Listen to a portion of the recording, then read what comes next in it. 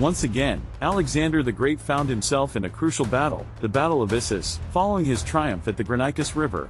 After liberating the Greek coastal cities of Asia Minor, Alexander faced his next significant challenge. This time, he encountered real opposition at Miletus, which he captured after a short siege. After this victory, Alexander made a momentous decision. He disbanded his fleet of 160 triremes, keeping only a small Athenian detachment for transportation and hostages, as well as a squadron in the Hellespont. This decision was met with opposition from his commanders. They feared that without a fleet, Alexander's army would be cut off from resupply and prevented from returning to Macedonia and Greece. They worried that the Persians would raid Greece and instigate revolts against Alexander. However, Alexander believed that his soldiers would fight harder if retreat was not an option. He also distrusted his Greek allies and was unwilling to rely on a Greek fleet for the campaign's safety. Instead, Alexander planned to confront the Persian fleet from the land. He aimed to seize the Persian and Phoenician naval bases along the eastern Mediterranean coast. From 334 to 333 BCE, he conquered much of the coast of Asia Minor. Alexander's early military successes were partly due to his reputation for mercy, justice, and toleration. He implemented improved administration, lower taxes, and public works projects, which garnered support for his rule. The only challenging operation occurred at Halicarnassus, where Greek mercenary Memnon led the defenders. Despite the difficulties, Alexander eventually captured the city. While Alexander secured the remaining coastal cities, Persian King Darius III dispatched Memnon, his most capable general, to disrupt Alexander's lines of communication. However, Memnon fell ill and died, leaving Darius with another army ready to face the invader.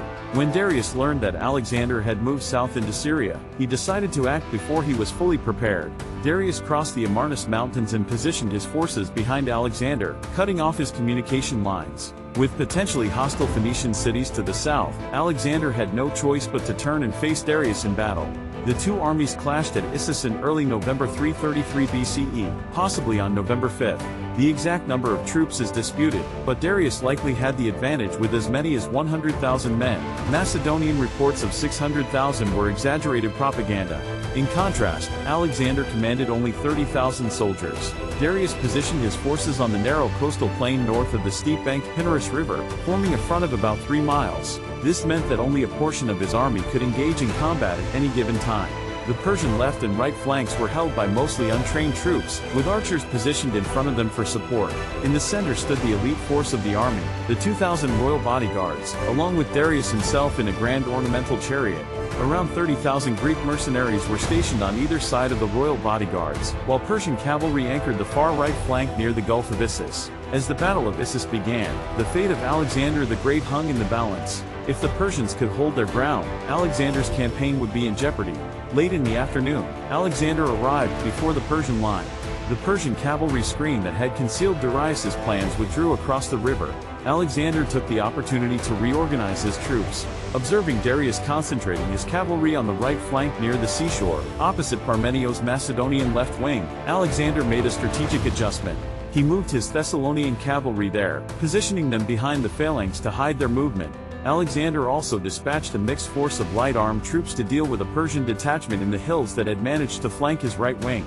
Additionally, he sent cavalry from the center to strengthen his right wing, but the Persians on his far right showed no aggression and were swiftly defeated. Alexander recalled most of his troops, leaving only 300 cavalry to protect his far right flank. With his forces now properly positioned, Alexander resumed his advance. The battlefield stretched across a 3-mile front. Alexander paused, hoping that the Persians would initiate an attack. Since he occupied a strong defensive position, Darius understandably declined to make a move. Alexander then gave the order to his troops to move forward. Recognizing the Persian infantry on the left as the vulnerable point of the enemy line, Alexander placed his Macedonian heavy cavalry, known as the companions, on the right side of his formation. The battle began as the Persian archers unleashed a volley of arrows so dense that they collided with one another in midair. After firing their arrows, the archers retreated into the massive infantry. At the same time, Alexander led the companions in an assault against the light infantry on the Persian left flank, which quickly crumbled. Meanwhile, the Macedonian attack in the center faced challenges. The soldiers struggled to cross the river and encountered steep banks and stake palisades erected by the Persians. This led to intense hand-to-hand combat, pitting the Macedonian infantry against equally resilient Greek mercenaries. Despite these difficulties, Alexander successfully overwhelmed the Persian left flank. Alexander then maneuvered his cavalry to strike at the rear of the Greek mercenaries and the royal bodyguards, hoping to capture or eliminate Darius. During the fierce fighting, Alexander sustained a thigh injury, reportedly inflicted by Darius himself.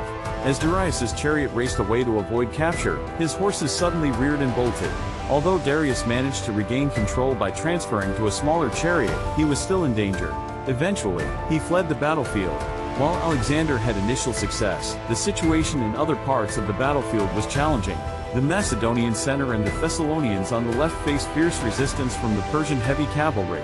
As a result, Alexander had to abandon his pursuit of Darius. He shifted his right wing to attack the Greek mercenaries from the flank, causing their formation to collapse. Witnessing this turn of events and learning of Darius's flight, the Persian heavy cavalry also retreated. What started as a strategic retreat quickly turned into a disorganized rout. Alexander pursued the fleeing Persians but had to cease the chase due to darkness. The Battle of Issus resulted in significant losses for the Persians, with an estimated 50,000 men killed or captured, while Alexander reported approximately 450 casualties on his side.